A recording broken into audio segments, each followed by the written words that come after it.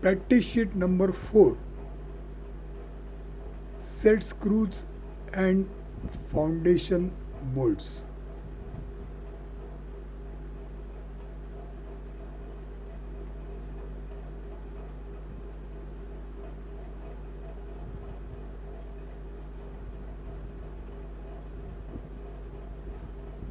Set screws and foundation bolts. So here we are going to learn what are set screws and what are foundation bolts. So to begin with, here one example is shown. One small set screw is shown. First of all, what is a set screw? Set screw is basically a bolt of a smaller size, preferably under 10 mm. It is called as a screw. Set screws are there. They are of a smaller size. And as you can see here, in this case, this is a shaft, and on the shaft some kind of a boss is fitted. This boss could be a boss of a gear or a coupling or a brake or disc or whatever is there, pulley, etc. To that machine element there is a boss, and on this boss, as you see here, tapping is done, and in that tapping a small screw is fitted. And if you notice here, the end of the screw is having a conical shape, and similar conical shape hole is prepared on the surface of the shaft, so that this set screw fits. When it fits into this tapping, the end of this conical end of this set screw fits into the dimple hole which is there on the shaft, and as a result this boss is fitted, this is clamped to the shaft. So whatever is this, suppose this is a part of a gear, then this gear is fitted to the shaft through boss with the help of a set screw. So this is a typical set screw. Now we will see different set screws, and we are going to see them in terms of different types of heads and different types of the ends of the set screws. So below you can see these are different types of heads that are there of a set screw. So you can see this is a cheese head, circular head is there, spherical shape, cylindrical shape, slightly spherical as well as cylindrical. This is a countersunk shape. Now countersunk shape is basically for making it flush with the fixing part, so that this head will not come out. Countersunk means the head is sinking inside, so that it will not flush outside the surface. It will not be coming out of the surface, it will be flush to the surface. So these are different types of heads. You can see capital D is the size of the screw, that is the outside line. Inside there is a threading line, and then the different shapes, different dimensions of the head, they are mentioned in terms of capital D. So 0.8D, 1.8D and so on. These are the different proportions of the set screw in these examples. Below there are some more set screw heads. Countersunk head with a spherical top. Then there is an Allen screw. The name of this screw is Allen, A-L-L-E-N. Allen screw. So you can see in this case the head is cylindrical, and inside the cylindrical head there is a hole shown. This hole, if you see in the top view, this hole is a hexagonal hole. So there is a key available for operating this screw. This key has got a L shape like this, and if you take a cross section over here, then this cross section is of this hexagonal shape. So this end to this end, throughout it is a hexagonal shape. So this end can be fitted inside this, and then this will work like a lever, and you can operate the key. Use this key and operate the Allen screw. You can tighten or unlock this Allen screw. Proportions are shown here. There is another type of screw. Now this screw has got a head which is flush with the diameter. It is not exceeding the diameter size. It could be a square shape, etc., or flat sides, cylindrical surface with flat sides. You can see this is called the grub screw, G-R-U-B, grub. Grub screw is another type of screw which has not got head. There is no head here. The diameter itself is diameter of the threading, that is D, and then at the end there is a small slot is made, so that with the help of a screwdriver you can operate this kind of a screw and fit it and unlock it wherever required without head. Now sometimes in such case this kind of a grub screw is used, so that this head that is projecting out, that is avoided, because this grub screw head, it fits over here. Sometimes it goes inside also, so that it doesn't project out, because most of the times this part, if it is rotating, then this projected head may cause some accidents. So we don't like to have any such parts which are projecting out while the part is rotating. So in such cases, these grub screws are quite well for the purpose of fitting. They can remain inside the surface. Now this is a set screw which has got integral washer along with it. So this is the square-headed top shape of the screw, and along with that there is a washer. The function of the washer is to provide more surface, so that when the set screw is fitted, this is a more surface that is provided, which will provide more grip because of more friction. More surface, more friction, better grip. So these are different types of heads of the set screws. Now we will see the ends of the set screws. So you can see now here different types of ends are there. So this is a spherical end, this is a conical end. You can see this was an example of a conical end of a set screw, which is like this with a 30-degree angle over here.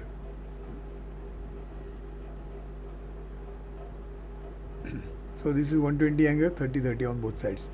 Then comes another type which has got a chamfering done here for easy entry.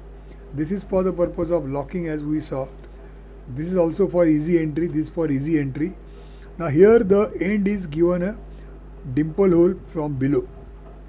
Now this dimple hole has got one application where you can fit one, you can locate one ball bearing kind of a ball over here.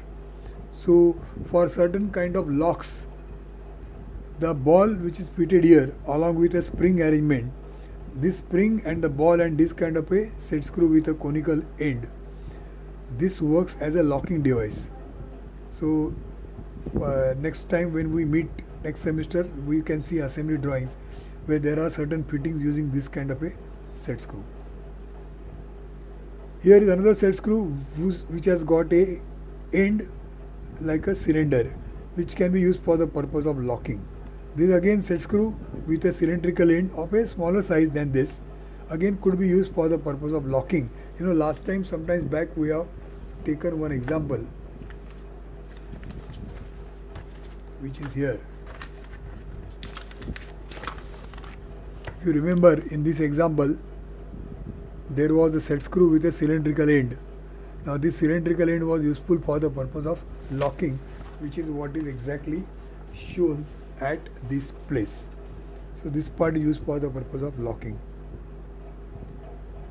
So there are different types of set screws. Let us go now for foundation bolts. Now these are different types of foundation bolts. First of all, let us see what is a foundation bolt. The very word foundation means something where the machine is to be fitted to the ground. So for example, suppose this is the ground. Suppose this is the ground, and on this ground, let us say this is a machine. Now this machine you have to fit to the ground over here by way of some kind of a bolting arrangement over here. Now as you know, ground is not a metal. It could be of a concrete surface or something like that. So in a concrete, how can you provide a threading here? Had it been a metal, we could have provided a threading. Now for a concrete, it is not possible to provide a threading. So what is done at this place is exactly what is shown over here. So as you see, this is the ground surface. What is shown here is ground. The inside of the ground is like this, and then this is the level of the ground. These section lines what are shown, this is, you can say, these section lines. So the part of the machine is shown over here. To that there is a hole made, and through this hole a bolt is passing. Now how is this bolt shape? The bolt shape is something similar to eye or a hook. So this kind of shape is given to the bolt. At the end there is a threading. Here there is just a loop, and if you see the side view, through this loop, this circle what you see here, through this loop a pin is, or cylindrical pin is passed, so that together this hook and the pin, it forms a structure which is rather complicated, so that it cannot come out. As you can see here, first a pit is made like this here. So in the ground, I'll show here, in the ground a pit is made.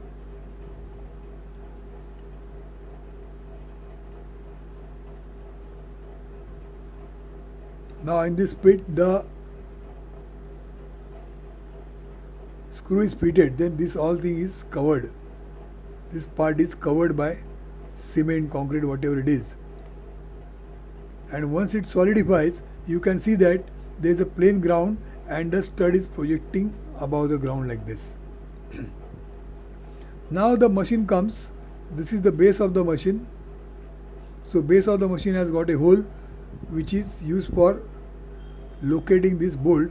So the bolt is passing through the base hole which is there like this, and then a nut is used for the purpose of clamping from the top with a washer so that the machine is clamped. So this is called the I foundation bolt. Now what happens here is this bolt is immersed into a concrete, and as a result what happens, this bolt will remain as it is and its projection will also remain as it is. It cannot come out. It will remain even if you remove the machine, this projected bolt will remain here itself. Now sometimes this is not advisable. It can obstruct the movement on the flooring. So when the machine is not there, you will not accept the projected bolts remaining over here like this. So there is some other arrangement available that is called the Lewis foundation bolt. Now this is a different type of bolt. This bolt is removable. That means when there is no machine and when there is no fitting required, that time this bolt can be removed from the ground, unlike the earlier case where the bolt is completely grouted into the floor with the help of concrete. Now what you see here is it has got a typical shape given. So if you follow the shape, again there is a concrete here. In the concrete there is a cavity made, but the shape of the cavity is very, very peculiar. As you can see here, there is a taper shape here. You can say there is a rectangular hole with one side taper and the other side you can see it is a straight side. So what they do is here there is the axis of the bolt, and this arrangement is showing Lewis foundation bolt and a key. It is shown in isometric over here. So this is a bolt, there is a key, and if you notice here, there is one surface which is parallel to the axis, and here there is slightly taper surface here 12 and 16, and this is a key like what is shown. Now what happens, right now you can see this in the assembled condition, and the machine is fitted to the ground. The bolt cannot come out, the machine is fitted. Now suppose you want to dismantle everything. What we do is we unlock this nut is removed, then the machine is taken out. Now we want to remove the bolt. Now as you see here, this key which is there, which is a taper key, 12 on this side, 16 on this side, that means this key can come out. So when you remove the key, then there is a space available here, extra 16 mm by 12 mm space available is there. So you can see this is 24 mm, this is 24 and plus another 12 mm to make it 36, and here there is a 12 mm space available. So you can shift, this is a bolt which is taper bolt, this is extra space, but this can be shifted like this in this direction. So once you shift it like this, then it can come out of this hole. The entire bolt can come out of this hole. So first the key is removed, then the bolt is removed. On the other end, while it is fitted, you will notice that suppose the nut is removed, the machine is removed, and as long as this key is in position, because of this taper shape, it is not possible for us to remove this particular Lewis foundation bolt. Once you remove the key, then the space is created, and then you can shift this key in this direction, and then you can lift it up and remove it. So that is how this becomes a removable bolt called as a Lewis foundation bolt. Otherwise rest of the function is same, basically for clamping machines, used as a foundation bolt. Next is a rag foundation bolt. Now again this is something of a permanent type, like this I foundation bolt. This is also going to remain in the ground, cannot be removed on its own. Now rag foundation bolt, the shape of the bolt is like this. It has got a taper shape with cuts like this to make the surface rough so that it does not come out. Now in the concrete, this kind of a hole is made which is having broad base compared to the top. You can see here it is 56, here it is 72. So it has got a broad base so that it will not come out. And then in this cavity, in this pocket, the bolt first is placed, and then the space between the concrete and the bolt is surrounded by molten lead. Molten lead material which is initially liquid. After solidifying, it occupies all the space and it is holding the foundation bolt in position so that it will not be you will not be able to remove it out. Then once the bolt is in position, its threading is outside the ground, then you can bring the machine, the footing of the machine is aligned with the hole, and then with the help of a nut and a washer you will be able to clamp the machine. That is called the rack foundation bolt. Next is cotter foundation bolt. Now this is again of a removable type. Now these two are of removable type, these two are permanent. Now this is working like a cotter. So if you follow the dimensions, you will come to know this is a bolt. Now this is a bolt. It has got a threading here on the upper side. Only the lower side is shown. Now to this bolt, you can see one cutout is made. A rectangular cutout is made into the bolt, like a window. So suppose this is a bolt. Suppose this is a bolt.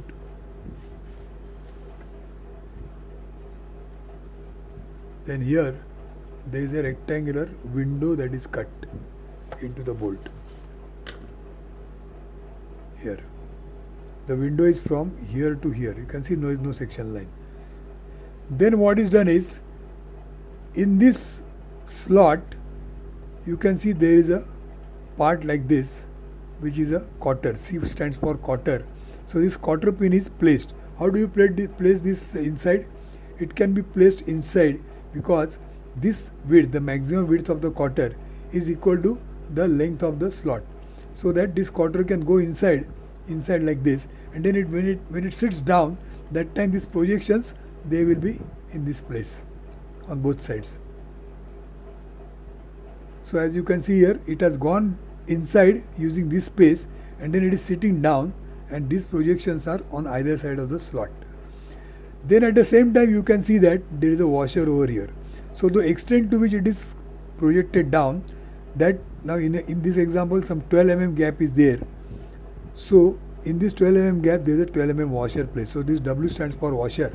So at the moment in the assembly there is a washer here, there is a cotter here, and the most important thing is, in this ground first of all there is a cavity made here. So you can see here, this is a cavity. Now this cavity has got a access from side somewhere. From side you can access to this cavity.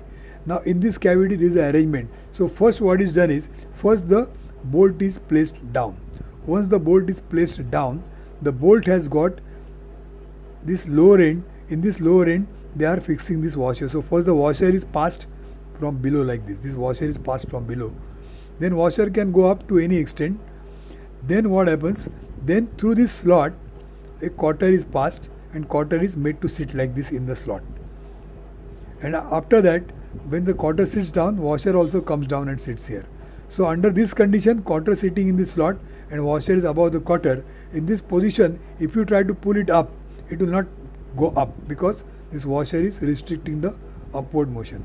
So in such condition, you can pull the bolt up by way of clamping action, and the machine is brought here, the nut is brought here, and as you go on clamping the nut, the bolt will be pulled up, and bolt will be restricted by this washer and this arrangement, so that the clamping like this will take place. Now when you want to remove this bolt, remove the machine and remove the foundation bolt also, everything, in that case what happens, we remove the nut, remove the machine, you want to remove this bolt also. So in that case, once you remove the nut and the machine, then this bolt can travel down. So once it travels down, then this slot is free. This slot has come down, and once the slot has come down, this cotter pin can be removed from this slot. Once the cotter pin is removed, the washer also can be removed down, and then the bolt is free to be removed. So this is how cotter foundation bolt works. This is again a replaceable kind of a bolt. Lewis foundation bolt also is a replaceable bolt, whereas rack foundation bolt and I foundation bolt, these are the bolts which will remain permanent in the ground. Okay, depending on the application, these bolts are selected, and they are used for clamping the machines on the ground, which is a non-metallic surface. Preferably it is a concrete surface, so we can grout the machines onto concrete surface by making use of such kind of foundation bolts. So there is a practice sheet number 4, set screws and foundation bolts. As you know, earlier we have already discussed all these freehand sheets. They are teaching us two things. One is how to draw the figures without instrument, And the second thing is they are teaching us about the topic. Whatever is the topic, the information of the topic tells us what this particular topic, what this particular machine elements they are all about. So we are learning these two things. This practice sheet number 4, which you will be able to prepare now after this discussion. Thank you.